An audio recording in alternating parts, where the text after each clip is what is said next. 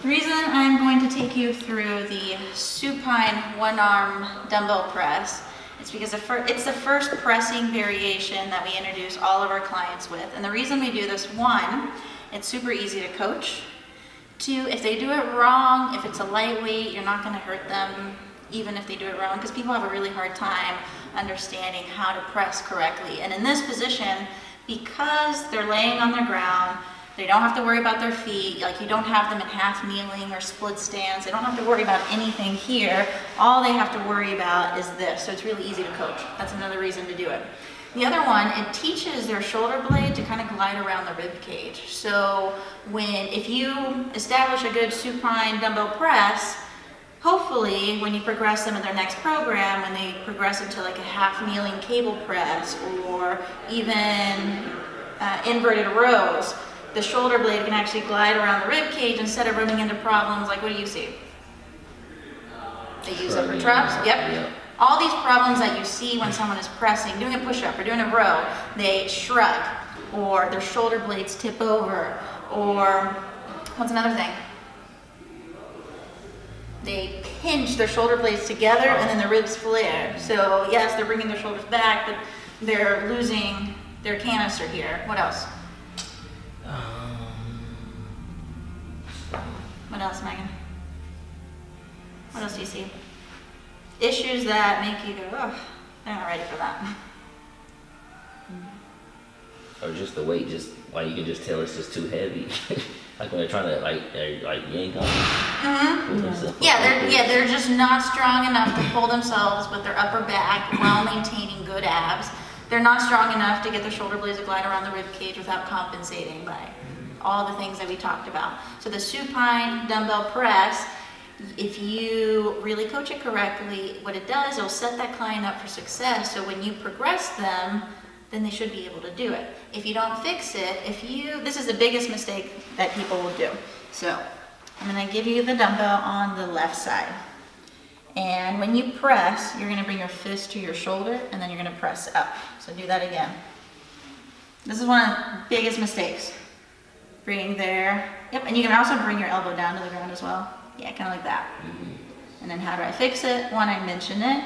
Don't bring I say you got a glass of wine right on your fist, so don't let the glass of wine tip over.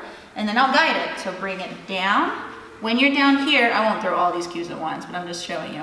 When they're down here, their fist should be on top of their elbow. When they're up here, when they press up, their fist should be on top of the shoulder. What clients will do is they'll come down here, but then they'll keep it out here. So it's on top of the elbow, and then when it's up here, it's on top of the shoulder. Easiest way to fix that, so you got a glass of wine on your fist, Megan, can't drop that. Meet my hand. Oh, right here. Right there with your fist. And then down. See how she's bringing her fist to her shoulder? So that's one of the things that people do. Meet my hand, reach up, perfect. And then down with your fist right on top of your elbow. Right about there. And reach up and back down. And you can rest. That was one of the biggest mistakes. Here, if I don't fix that month one with Megan, do you think when I progress her to a half kneeling cable press, she's going to be able to do a correct press? She's going to do the same thing. She's going to bring the cable, and then now it's hard to coach. Now she has to worry about her hips. Now she has to keep everything tucked. She can't lose her foot. She can't shift forward. Like there's so many things going on that it's just better. You're better off establishing a good position in this because it's easy, and establish a good foundation or a good movement pattern, which is pressing and rowing. Even though this is a press, you're also establishing a good row, because what is she doing on the way down? She's bringing it back. Yeah. Another issue, they will press, pretend I'm on the ground, they'll press, and this will happen. So the shoulder goes forward. In the past, I used to say get your shoulder back, but then I realized that's probably not the issue. The issue is the position of the rib cage. So again, it's probably not going to hurt them if they have a little bit of a forward glide, but if you're seeing that, know that the fix would probably be get the rib cage in a better position. So you don't have to get so worried about fixing it in the lift or during the workout, but what can you do? Where can you add exercises that fix the problem that you're seeing? You could have her do like some leg bridges. Mm-hmm. You know. The 90-90? Yep. So that's the way I see it is whatever you see on the gym floor, like the problems, like let's say a squat, someone's coming up on their toes, like what can I put in the warm-up that gets them back on the heels? Well, that squat reach. Or you see that coming forward, always think like it's a rib cage problem. So what can you do in the warm-up that will fix the rib cage or get the rib cage in a better position so you don't keep seeing that problem? Unless it's like super bad. If it's pretty bad, something that you can do is bring the opposite shoulder forward as she's bringing that one back. Notice what happens with my right shoulder and my left comes forward. It allows it to bring it back. So let's do that, Megan. So as you bring this one up, you're gonna reach up. This one's gonna stay down. So you're gonna be moving both. So reach up with the left, reach, reach, reach. And as this one's going down, this one's gonna come up. And really reach. See, hers glides forward a little bit, but the more she can reach with the opposite arm, the more this is going to allow her to go back. And then keep going. You're going to alternate, reach up. That's better. And the cue I'll give people is reach as much as you can as long as your head and your sternum stay straight ahead, because they are going to rotate a little bit. What I don't want is for them to do this here. So I'll cue, keep your sternum and head looking straight ahead, but then let the shoulders really, really reach. Reach up and back down. So that's another problem that you're gonna see. So you can either, one, work on it by working it in the warm-up. Like give them what they need so you don't keep seeing that problem. The other one is add the opposite reach. Other thing that I haven't done in a really long time that I've done in the past is I will put like an Eric's pad, because they can maybe press down here, but they can't press all the way down to the ground. I haven't done that in a while, but it's something else you can do. You can add an Eric's pad so it stops right before that shoulder really has an aggressive glide forward. What else? What else is another problem that you've seen on this? Let's see. Like I said, pretty easy. I would just really focus on building this solid movement before you progress or you start doing other types of pressing and rowing. And then you'll notice people can catch on. Like if Megan, or if a new client is pressing 20 pounds, then I'm pretty confident that I progress them in half kneeling, cable press, or another, or a row. With this, what this will do is supine dumbbell press will establish a good position or establish a nice groove when it comes to doing all the other pressing and rowing variations that you might want to do with your clients. So establish this first and then move on. And you don't have to do it for 4 weeks. You can do it, I mean, you can progress people as fast as you want. You can have a really beginner's program, and I'll tell people, like, this will probably change in 2 weeks. And I like to change things around so people don't have like the same all month. You can progress them if you think they're, maybe it's a band hinge, week 1, week 2, week 3, maybe they're ready for a deadlift, maybe not. And if they're not ready, that's fine, because it says band hinge, so they don't feel like you're regressing them. But they'll feel good if you're progressing them. If you do half kneeling cable press and it looks horrible, and then the next week you do this, they might notice. Some people don't notice at all, but some people do.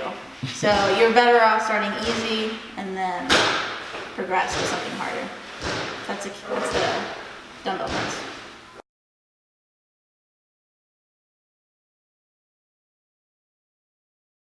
Yep, rock her back. And I say right where it sucks. That's what I tell my clients. And then once you rock someone back, you have to make sure that she's not leaning back with her upper body, which she doesn't. Nice, there you go. Breath out. Air out. And now that front foot, I want the whole foot, so bring it forward and a little bit to the left. Or right, sorry. Nice. And from there, actually, you can bring it back just a hair. Nice. What else can you do? How's the elbow? That wasn't too bad. All right, so now exhale and reach. Awesome, that should give her some abs. I like to put my hand on top of someone's head, be like nice and tall. And then now don't lose your tallness as you exhale and reach. Yep, she's right on top of her knee, she's good. She tucked, good. Now exhale and reach. Nice, upper trap should be pretty off here, so make sure her left upper traps are not super toned up.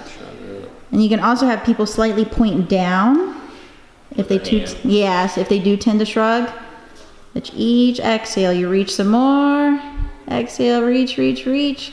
So we're bringing the rib cage back, so then the shoulder blade can eventually glide around the rib cage each time someone decides to press or row. Yep, so rocking back, there you go. More. That's good. All right, now big reach. Reach, reach, reach. Get those ribs down. That's better. And then slowly bring it back. I'll tell you when to stop. Reach, reach with the left. Right about there. Pause. Relax. This. All right, now go. Big reach. And then slowly bring it back. You can actually see, do you see that? Come on this side. Do that again, Damon, a few times. Look at his shoulder blade. It doesn't glide around his rib cage, so when he comes up right there, you see how he shrugs? Yeah. Every time. So, yes, you can cue him. You can cue him to like shut off the upper trap, make sure that doesn't happen. But really it's the position of his rib cage. So Damon needs to work on rib cage position. But here's the thing, Damon, does that hurt? Doesn't hurt. So I would let him do that. It does not hurt him. He's not like super shrugging. You've seen this like way worse where it like comes off. Yeah. So you can cue him to do it a little better. But since Damon's not post rehab, he's not in pain, he's here for gains and he wants to press, then we'll let him do that.